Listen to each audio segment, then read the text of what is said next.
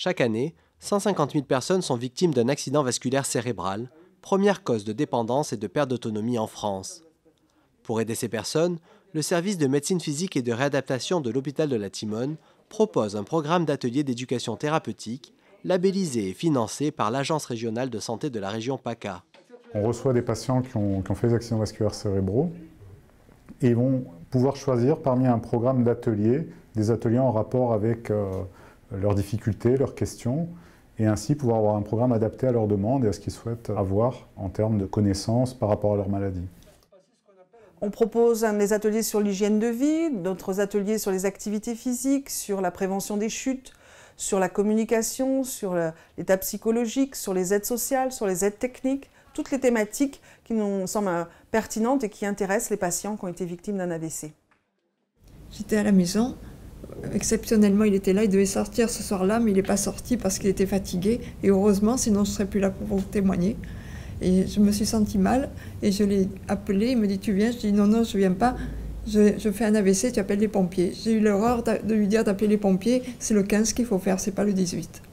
Et je me sentais me paralyser de la bouche, je bavais, et mon bras et ma jambe qui devenaient très lourds, comme du bois. C'est un vaisseau qui a éclaté dans le cerveau, et qui a fait une grosse hémorragie qui a appuyé sur le cerveau, et ça a fait que j'ai perdu le côté gauche. J'ai été opérée. On m'a emmenée à la Timone et j'ai été opérée dans les 3 heures, ce qui fait que je peux parler, que je me débrouille quand même un peu. Les ateliers sont animés par les soignants et les médecins.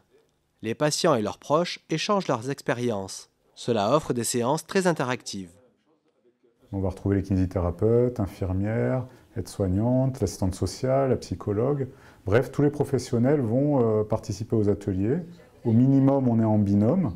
Donc ça permet aux patients de pouvoir échanger. Alors on n'est pas là en tant que professionnel, hein, mais plutôt là en tant qu'animateur. On va essayer d'animer le groupe pour amener les patients à répondre à leurs questions et du coup à ce qu'un patient puisse expliquer à l'autre les différentes thématiques des ateliers et pouvoir lui dire comment lui a trouvé les solutions pour aller mieux et pour faire attention à sa santé. Ces ateliers ont beaucoup d'intérêt pour les patients.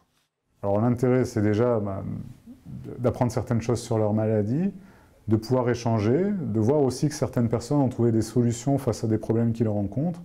Et je pense que quand un patient, une personne atteinte d'un accident vasculaire cérébral explique à une autre personne atteinte d'un accident vasculaire cérébral les choses, ça peut être parfois beaucoup plus efficace que le discours d'un médecin, d'une infirmière ou d'un kinésithérapeute. C'est ce qui fait tout aussi l'intérêt de l'éducation thérapeutique, c'est cette dynamique de groupe, c'est ces échanges entre patients qui ont vécu la même chose finalement. Oui, c'est intéressant parce qu'on a quand même, ça permet de mettre les choses à plat et de faire une synthèse un petit peu de tout ce qu'on peut faire et pas faire.